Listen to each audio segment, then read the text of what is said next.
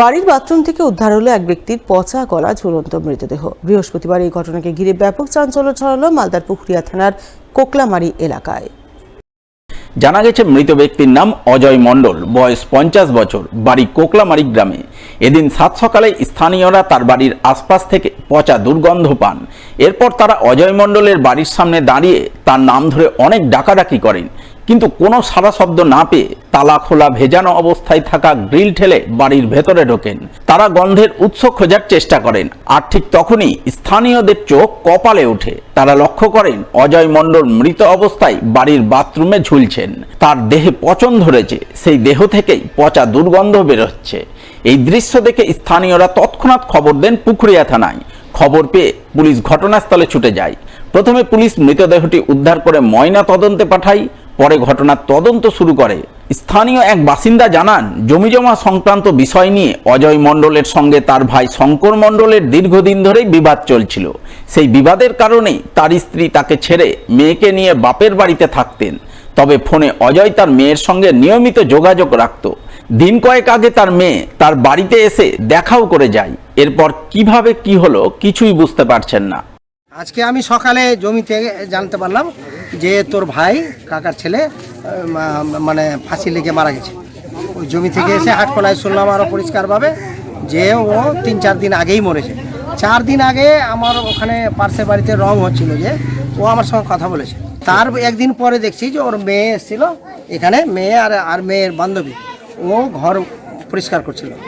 ওই সেই দিন আমি খুব খুশি দেখেছিলাম ওকে। পরিবারে গন্ডগোল জমি নিয়ে চলছে অনেক দিন থেকে, আমরা বসেছিলাম জমি জায়গা নিয়ে গোলমাল, মানে ওকে উচ্ছেদ করে দিয়েছে জমি থেকে। ওর ভাই সবই ঠিক ছিল, জমি উচ্ছেদ করাতে মনমালিন্য হয়েছিল যে তুমি কি নিয়ে পুষবো আমাকে, তুমি কোম্পানিতে বাইরে চলে যাচ্ছ, তো কোম্পানিতে টাকা নিয়ে এসে মেয়েকে পড়াতো, এগুলো সব আমাকে বলেছিল, আমি জেনেও ছিলাম। ঘটনায় মৃত ব্যক্তির মেয়ে জানায়, সম্পত্তি নিয়ে তার বাবার সঙ্গে কাকুর বিবাদ চলছিল। মনে হচ্ছে সেই বিবাদের জেরেই কিছু একটা হয়েছে। তার জেরেই বাবার ঝুলন্ত মৃতদেহ উদ্ধার। তবে বাবা আত্মহত্যা করেছে নাকি এর পেছনে অন্য কোনো কারণ রয়েছে তা এখনো স্পষ্ট নয়। বিভিন্ন বিষয়ে ধোঁয়াশা রয়েছে। একই কথা জানিয়েছেন মৃত ব্যক্তির স্ত্রীও। আমি 2-3 দিন ধরেই খোঁজ নিচ্ছি, প্রায় প্রত্যেক দিন। আমার বাবা যার ফোন থেকে কথা বলতো আমার সাথে, ওকে বারবার বলছি যে আমার বাড়িতে একটু দেখে আসো। আমার বাবা কি কোথায় গেছে, সাইডেও ফোন করিয়েছি, আমি যেখান থেকে কাজ করে আসলো সেখানেও ফোন করিয়েছি ওই লোকটা দিয়ে। তারপরে দেখি পাশের বাড়ির কাকিমাটা বলে যে ভিতর থেকে তালা মারা আছে, তোমার বাবা গেলো তো কেউ দেখতে পেলো না। তারপরে আমি একটু ওকে বললাম তাহলে আমার বাড়ি থেকে একবার দেখে আসো, তুমি চারপাশে একটু ঘুরে দেখলেই তো হয় বাবা ভিতরে আছে। তো এবার ও আমাকে বলছে যে গন্ধ পাচ্ছি। আমার বাথরুমটা হচ্ছে পেছনের সাইডে, তো আমার কাকু যদি ওই গেটটা দিয়ে যায় তাহলে তো ওই তো ঠিকই গন্ধ পাবে। এখানে অবধি গন্ধ আসছে, তো ওর গন্ধ পাবে না? বাড়িতে থেকে একটা জ্যান্ত মানুষ, মোড়া মানুষের গন্ধ পাবে না? ওটাই আমার সন্দেহ আছে। সম্পত্তির জন্যই হয়েছে, আমার বাবা নিজে থেকে এগুলো করবে না, আমি শিওর আছি। আমরা তো এখন এসে দেখলাম, কি দেখলেন? ঝুলন্ত থেকে নামালো, এটাই দেখলাম। কি বলছে সম্পত্তি নিয়ে গন্ডগোল ছিল বাড়িতে, মানে ভাই বোনদের সাথে। আমার শ্বশুর মারা যাওয়ার আগেই কেমন করে জানি না লিখে নিয়েছে, অনেকবার লোকও বসেছে। এবার তারপরে বারবার লোক বসতে হয়, ঝামেলা হতো কিনা, আমি ওই জন্যই এখান থেকে চলে গেছিলাম, বাবার বাড়িতে ছিলাম। আমার সাথে কথা বলতো না, মেয়ের সাথে প্রতিদিনই কথা হতো, লাস্ট শনিবার কথা হচ্ছে। তবে সঠিক কি ঘটনা ঘটেছে, এই ঘটনা আত্মহত্যা নাকি খুন, তা খতিয়ে দেখতে পুখুরিয়া থানার পুলিশ মৃত ব্যক্তি অজয় মণ্ডলের ভাই শঙ্কর মণ্ডলকে আটক করে ঘটনার তদন্ত শুরু করেছে বলে জানা গেছে। এসো নেশা ছেড়ে কলম ধরি, মদমুক্ত সমাজ গড়ি, এমনই স্লোগান তুলে ধরে মাদক বিরোধী প্রচার এবং অসামাজিক কার্যকলাপের বিরুদ্ধে এক সচেতনতামূলক সভা হয়ে গেল মালদা রতুয়া 2 নম্বর ব্লকে।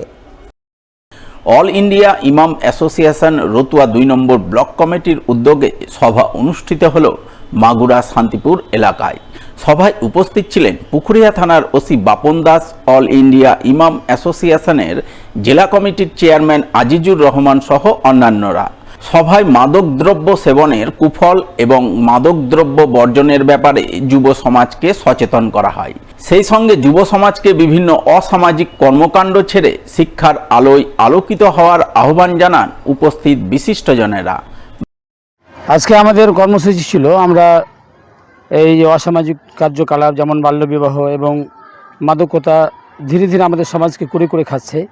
এটাকে কিভাবে সমাজ থেকে দূরীভূত করা যায়, এই জন্য আমরা আমাদের পুকুরিয়া থানা প্রশাসনকে সাথে নিয়ে এবং আমাদের অল ইন্ডিয়া ইমাম মুয়াজ্জিন অ্যাসোসিয়েশনের সদস্যগণ আছেন, সবাইকে সাথে নিয়ে অত্র এলাকার বিশিষ্টজনকে সাথে নিয়ে এই মাগুরার শান্তিপুর মাগুরার মাদ্রাসার প্রাঙ্গণে একটা সভা শুরু করেছিলাম। এবং এখান থেকে আমরা বার্তা দিতে চেয়েছি, এই মদ যে একটা ক্যান্সার আমাদের সমাজে, একদম ছোট্ট ছোট বাচ্চাগুলোই আসক্ত হয়ে যাচ্ছে। আমরা আশা করছি আমরা সকলকে সাথে পাবো। খুশির খবর, পুজোর আগে মালদায় চালু হতে চলেছে সিল্ক পার্ক। বৃহস্পতিবার জেলা রেশম দপ্তরের আধিকারিকদের নিয়ে এক বৈঠক করার পর এমনটাই জানালেন মালদা জেলা শাসক নিতিন সিংহানিয়া। তিনি ঠিক কী জানিয়েছেন শুনুন তার মুখ থেকে।